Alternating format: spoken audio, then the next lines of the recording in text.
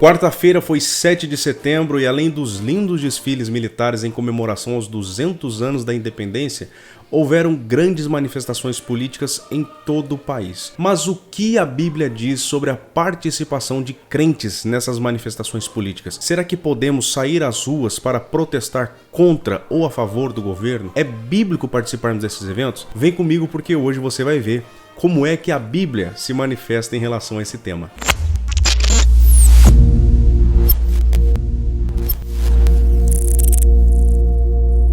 Seja muito bem-vindo ao meu canal, muito obrigado pela sua presença. Se você já é inscrito, me ajude com aquele like. Se você está conhecendo o canal agora através desse vídeo e gosta de aprender a palavra de Deus de forma simples e objetiva, então aqui é o seu lugar. Assista esse e outros vídeos até o final e se gostar do conteúdo, faça sua inscrição. Combinado então?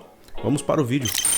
Bom pessoal, como nós vimos, no dia 7 de setembro tivemos manifestações políticas por todo o país. Tivemos avenidas inteiras completamente lotadas e grande parte desse público era cristão.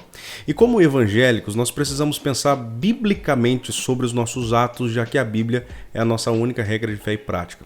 Então, tendo isso em mente, o cristão deve sim se perguntar o que a Bíblia diz sobre a participação de crentes nesses eventos. E é interessante notar que mesmo estudando as Escrituras de forma mais aprofundada, nós não conseguimos encontrar nenhuma fundamentação bíblica que nos encoraje ou que nos estimule a participar de manifestações populares. Obviamente, a Bíblia apresenta casos onde a população se manifestou contra ou a favor das decisões do governo, mas nenhuma delas foi realizada por crentes. Todas essas manifestações foram realizadas por incrédulos. Existem alguns e não muitos casos de manifestações populares na Bíblia, mas eu quero usar apenas dois como exemplo. O primeiro é um caso clássico que aconteceu ainda no tempo dos juízes em 1 Samuel capítulo 8, quando o povo se revolta com os juízes gananciosos de Israel, que aceitavam ser subornados e pervertiam a justiça. O texto diz que o povo pediu para que Samuel ungisse um rei que governasse sobre eles, já que os juízes eram corruptos. A impressão que nós temos quando lemos esse texto é de que essa manifestação era completamente legítima, mas nesse mesmo texto nós vemos Deus se insurgindo contra ela porque a intenção do coração do povo era pecaminosa. Eles não estavam promovendo essa manifestação popular por estarem indignados com a corrupção e a imoralidade dos juízes, mas por desejarem que Deus não reinasse mais sobre eles. É exatamente por isso que Deus diz a Samuel: faça tudo o que eles pedem, pois é a mim que rejeitam e não a você. Eles me rejeitaram como seu rei. Qual é verdadeiramente a nossa intenção com essas manifestações? Será que realmente nós, cristãos, estamos lutando por justiça, liberdade e outras pautas legítimas? Ou estamos simplesmente indo às ruas demonstrar o quanto nós depositamos a nossa confiança em homens e rejeitamos a Deus como nosso rei e soberano Senhor? Esse é um ponto importante a se pensar. Qual tem sido realmente a nossa motivação? Uma outra manifestação popular ocorreu no período neotestamentário, em Mateus capítulo 27, quando o povo tinha que optar entre soltar Jesus ou Barrabás. O interessante é que quando se lê o texto completo, fica evidente que a morte de Jesus era imprescindível para todos os sacerdotes que se beneficiavam da política romana e do comércio do templo, porque Jesus era uma espécie de ameaça a tudo isso, porque ele se apresentava como rei e se insurgia contra o comércio do templo. E o que os príncipes dos sacerdotes fizeram para conseguir a morte de Jesus? Usaram o povo como massa de manobra.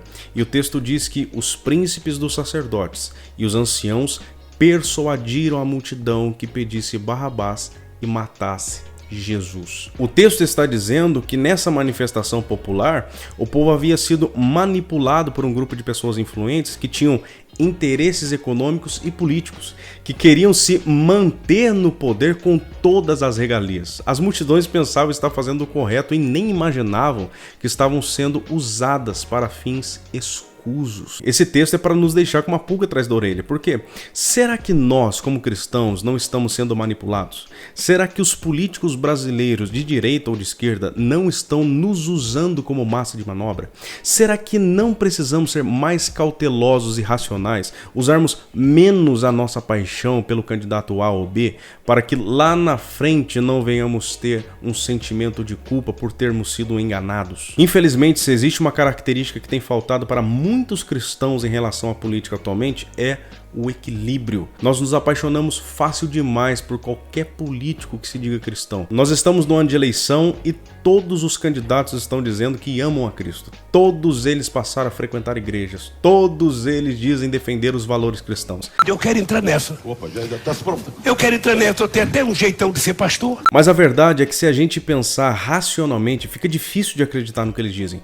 Porque nós percebemos que o candidato A tem tentado usar os evangélicos para voltar ao poder. O candidato B tem tentado usar os evangélicos para se eleger. E o candidato C tem tentado usar os evangélicos para permanecer no poder. E sem equilíbrio, acabamos cometendo um pecado. Veneramos esses homens como deuses. É só você observar. As redes sociais de muitos cristãos estão sendo usadas como palanque político e não como meio de propagação do evangelho. É impressionante como eles são ágeis para compartilhar vídeos, fotos e textos sobre seus candidatos, mas são incapazes de copiar, explicar e compartilhar em suas redes sociais um único texto bíblico. E se fazem isso, é numa proporção muito menor do que tem feito em favor dos seus candidatos. A impressão que eu tenho é de que nós voltamos ao deserto e construímos novos bezerros de ouro. Agora, voltando ao tema, embora a Bíblia mostre que as manifestações que eu mencionei tenham sido realizadas por incrédulos, nós não encontramos fundamentação bíblica para dizer que um crente não pode ir a elas.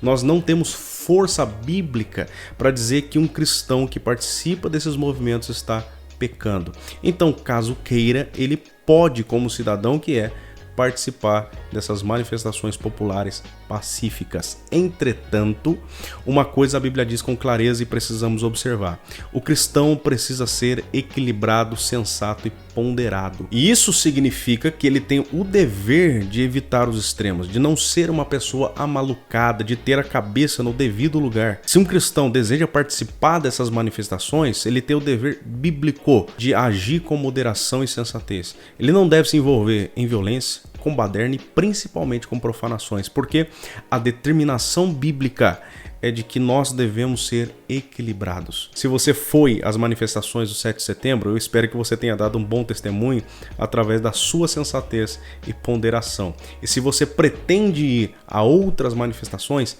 lembre-se desse vídeo e do que a Bíblia diz sobre o comportamento do cristão. E o que você achou desse conteúdo, deixa aqui nos comentários, eu gostaria de saber a sua opinião. Não se esqueça de deixar o seu like e fazer a sua inscrição. Que Deus te abençoe e até o próximo vídeo, se Deus assim permitir.